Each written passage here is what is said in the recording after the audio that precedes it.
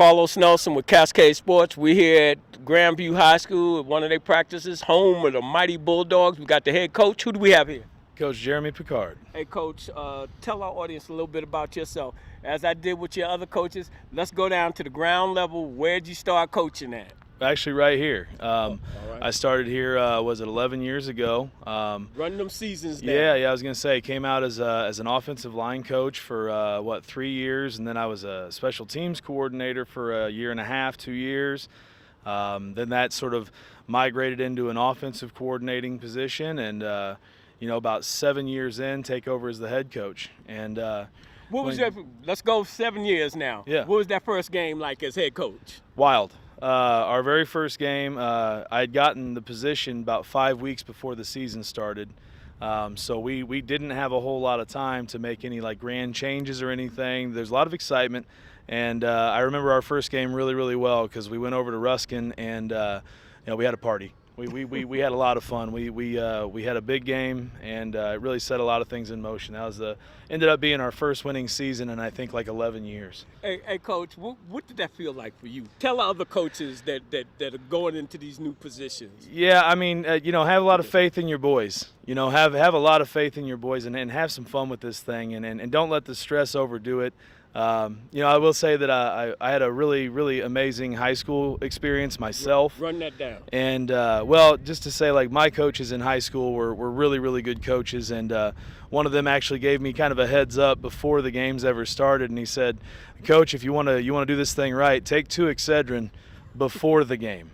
Not when you need it. You're going to want them at halftime, so go ahead and take them beforehand. And he's right. Right. The intensity, it's not necessarily a stress thing. It's just the intensity of it. And you're not playing tiddlywinks out well, here. in a little bit different role. When you're the head coach, you kind of have your eye on everything. And so that definitely changes things a bit. So you're not just looking at a position group or really refining one thing that you're watching. You're paying a lot more attention to a lot more facets of the game. All right, we're going to jump from that first season to, let's go mid, your 4th season.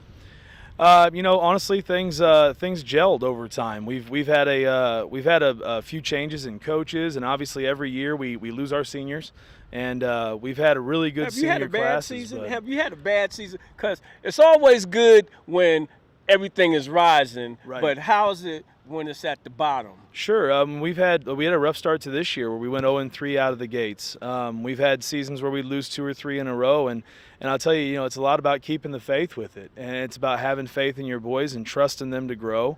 And I think a lot of it also is realizing that it doesn't feel like it all the time, but we're in a classroom. So out here, kids are going to develop over the course of the year. So you can't get all bent out of shape over your first 2 to 4, 5, 6 games even when you're preparing for week 9, 10, and beyond. Hey Coach, we talked off camera about how important is it for you to have a good administration behind your program? Critical, hypercritical, to be honest. I mean, they're the support structure that makes all the myriad things we have to do possible. I describe it as I'm telling you, the flux capacitor. It's what makes time travel possible. So, we have so much on our plates if you're doing this thing right that you can't do it without support from above.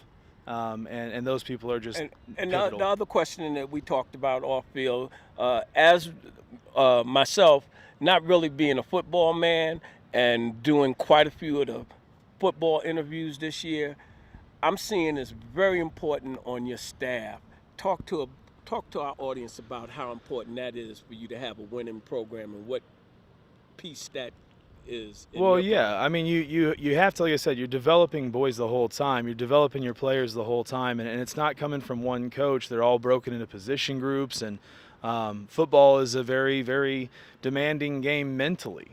So it's a cerebral game. It looks brutal, right, but it's a very cerebral game. And so to be able to teach that thoroughly, you need coaches that not only know their stuff, but that are capable of building relationships with the boys so the boys can hear it. So the boys can digest that stuff and make it their own. Hey, Coach, with Cascade Sports being home to student athlete, how important is that educational component? To be honest, it's everything. This is brought to you by Dollars for You. Fundraising you can trust. www.dollarsforyou.com. Then I can't teach you here either. There's a lot to be said for that. And then and third and kind of long term for a lot of these boys that we coach here, colleges come through, and the first question they're going to ask me is, how are the grades? How's the ACT score?